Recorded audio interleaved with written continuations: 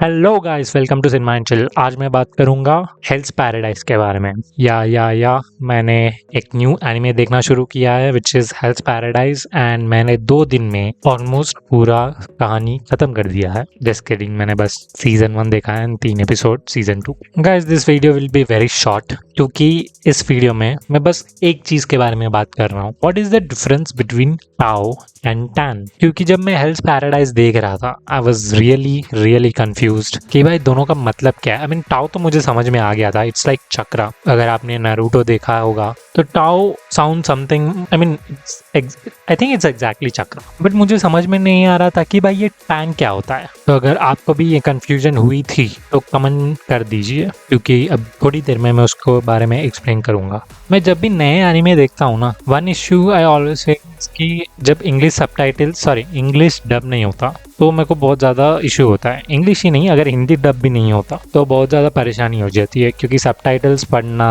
Then pause करके समझना उसको, that consumes lot of time.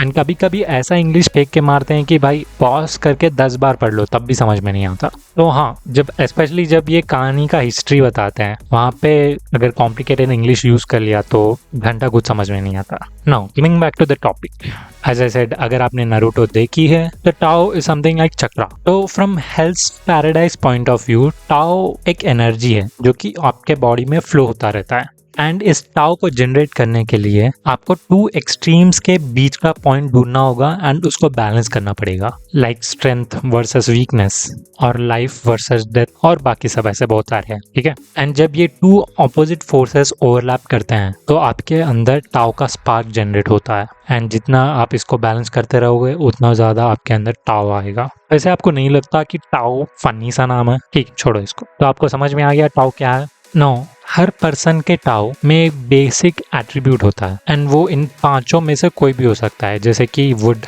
Water, fire, earth and last वाला मेटल। एंड ये सारे टेंशन है ना, वो टाओ को और रिफाइन करने के लिए और मोर्टालिटी अटेन करने के लिए कुछ 5 एक्सरसाइज करते हैं। एक्सरसाइज नहीं, कुछ तो 5 थिंग्स करते हैं। And I am pretty sure आपको बस बोचो जूत्सु ही समझ में आया होगा, क्योंकि मुझे तो वही समझ में आया। एंड बाकी मुझे वैसे ज़्यादा याद तो नहीं है। एक तो ब्रीडिंग टेक्निक था एंड एक breathing technique, not breeding. Breeding तो पहले वाला हो गया। देन आई थिंक तीसरा एक्सरसाइज था, चौथा याद नहीं आ रहा है, छोड़ो उसको। अगर आपको याद है तो कमेंट में बता देना। तो यार गाइस, टाओ के बारे में इतना ही था। अगर आपको कुछ और पॉइंट्स पता है तो प्लीज़ कमेंट इट डाउन। चलो अब टैन के बारे में बात करते हैं। तो जैसे टाओ नेचुरली प्रोड्यूस होता है आपके बॉडी में, टैन आर्टिफिशियली डाल सकते हैं आपके बॉडी में। एंड ये जनरेट कैसे होता है? ये जनरेट होता है फ्लावरिफिकेशन प्रोसेस से। तो ये सारे टेंशन्स नॉर्मल ह्यूमंस को उस आइलैंड शेंशिक्यो करके कुछ तो नाम था भाई, वहाँ पे ल्यूर करते हैं। वहाँ पे उन ह्यूमंस को फ्लावरिफिकेशन के प्रोसेस के थ्रू भेजते हैं, जहाँ पे वो फ्लावर में कन्वर्ट हो जाते हैं, ह्यूमंस या प्लांट्स या फ्लावर में जो भी है। देन उनको हार्वेस्ट करके टैन को बनाया जाता है एंड इस टैन को टेंशन्स कंज्यूम करते हैं। ये एक लिक्विड फॉर्म में होता है। अगर आपने सीरीज देखा होगा तो बीच बीच में टेंशन्स कुछ लिक्विड सा कंज्यूम करते हैं, वो टैन ही होता है। तो यार गाइस, इतना ही था इस वीडियो में। Thank you for watching this video.